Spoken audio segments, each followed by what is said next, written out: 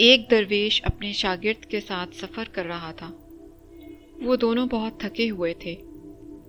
انہوں نے غروب آفتاب سے پہلے اگلے شہر پہنچنا تھا۔ وہ جتنی جلدی ہو سکتا تھا چاہتے تھے کہ وہ اس شہر پہنچ جائیں، اس لیے وہ تیزی سے بھاگ رہے تھے۔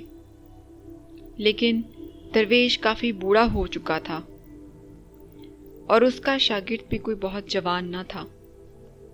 وہ پریشان تھے کہ شاید انہیں رات جنگل میں گزارنا پڑے اور وہ قریبی شہر تک شاید نہ پہنچ پائیں۔ راستے میں انہیں ایک بوڑھا آدمی ملا جو اپنے کھیتوں میں کام کر رہا تھا۔ انہوں نے اس سے پوچھا کہ یہ شہر کتنی دور ہے۔ بوڑھے آدمی نے جواب دیا، آپ شہر تک شام سے پہلے پہنچ جائیں گے۔ درویش اس بات پر مسکرایا اور بوڑھا آدمی بھی اس بات پر مسکرایا۔ شاگرد کو سمجھ نہ آئی کہ یہ کیا ہو رہا ہے۔ 2 میل گزر چکے تھے لیکن ابھی تک کوئی شہر انہیں دور دور تک نظر نہیں آ رہا تھا، اور اب وہ کافی تھک بھی چکے تھے۔ راستے میں چلتے چلتے انہیں ایک بوڑھی خاتون ملی جو لکڑیاں جمع کر رہی تھی۔ شاگرد نے اس خاتون سے پوچھا کہ اماں شہر کتنی دور ہے؟ اس نے کہا، بس بیٹا 2 میل سے زیادہ دور نہیں ہے، آپ پہنچ جائیں گے شام سے پہلے، فکر نہ کریں۔ بوڑھی عورت یہ کہہ کر مسکرائی اور درویش بھی یہ سن کر مسکرایا۔ شاگرد کو پھر کچھ سمجھ نہ آئی کہ یہ دونوں کس بات پر مسکرا رہے ہیں۔ 2 میل چلتے رہنے کے باوجود کوئی شہر انہیں دور دور تک نظر نہ آیا۔ انہوں نے تیسرے آدمی سے پوچھا اور اس نے بھی وہی جواب دیا۔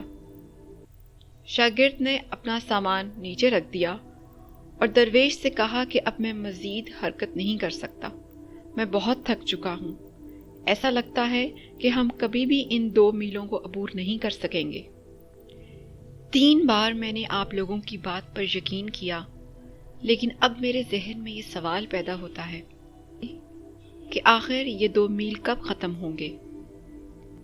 40 سال اس درویش کے ساتھ رہتے ہوئے اس شاگرد کو یہ بات سمجھ آ گئی تھی کہ غیر ضروری سوالات درویش سے نہ پوچھے جائیں، لیکن اس کی بس ہو گئی اور اس نے کہا کہ اب چاہے یہ غیر ضروری ہے یا ضروری ہے، مجھے اس بات کی پرواہ نہیں۔ آپ مجھے یہ بتانا پسند کریں گے کہ جب بوڑھے نے 2 میل کہا تو آپ کیوں ہنس پڑے؟ صرف 2 میل، اس کے بعد خاتون نے بھی کہا، آپ اس پر بھی ہنس پڑے، اور اب تیسرے شخص نے بھی یہی کہا اور آپ پھر مسکرا دیے۔ آخر ماجرا کیا ہے؟ آپ لوگوں کے درمیان ایسا کون سا راز ہے جس کو میں نہیں جانتا؟ درویش مسکرائے اور اس شاگرد سے کہا، وہ حوصلہ افزائی کرنے والے لوگ ہیں۔ صرف 2 میل، صرف تھوڑا سا چلو 2 میل، یہی کہتے وہ تمہیں آگے کی طرف موو کر رہے ہیں۔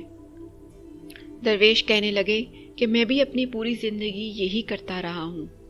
لوگ آخر میں اپنی منزل پر پہنچ جاتے ہیں، لیکن اگر آپ انہیں ابتدا میں ہی یہ کہہ دیں کہ ابھی 40 میل کی دوری ہے تو وہ حوصلہ ہار کر وہیں بیٹھ جائیں گے۔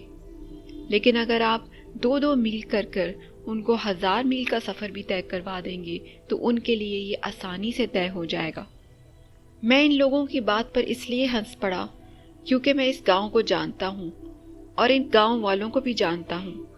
میں جانتا تھا کہ یہ 2 میل کا سفر نہیں ہے، لیکن میں خاموش رہا کیونکہ تم یہ جاننے کے لیے بہت بے چین تھے کہ کتنا دور سفر رہ گیا ہے۔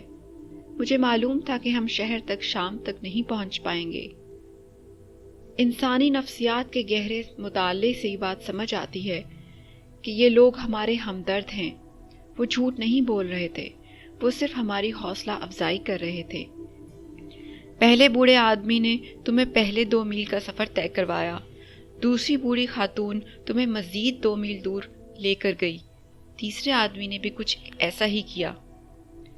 لیکن ٹھیک ہے، اگر تم تھک گئے ہو تو ہم اپنا سامان نیچے رکھ کر اس درخت کے نیچے آرام کر سکتے ہیں، شہر ابھی 2 میل دور نہیں ہے۔ درویش نے مزید کہا کہ زندگی میں ہمیں ایک دوسرے کی حوصلہ افزائی کرتے رہنا چاہیے۔